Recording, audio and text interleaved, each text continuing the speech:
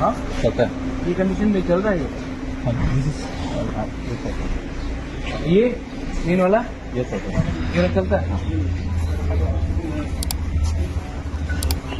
ये चलता है क्या? दोनों चलता है, ठीक से चलता है। हाँ ये कंडीशन में कैसे चलेगा? पानी का टैंकी कहाँ है? तो अगर यहाँ में आग लगा तो इसका फीलिंग कैसा होगा? नहीं तो पानी हमें कैसे कहाँ से लाता है लोग? कौन?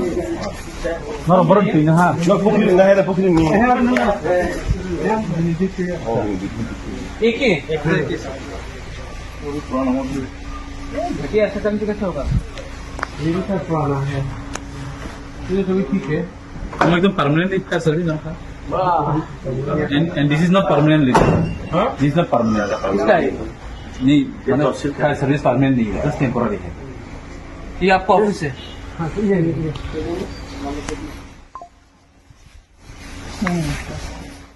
इंचार्ज के आप कौन है?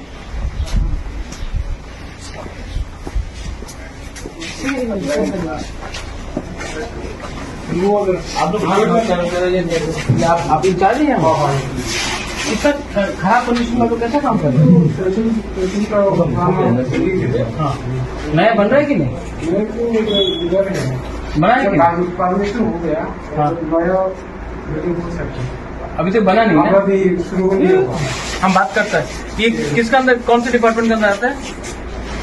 ये होम का अंदर आता है, किसका अंदर आता है? होम ये मुख्यमंत्री के अंदर आता है?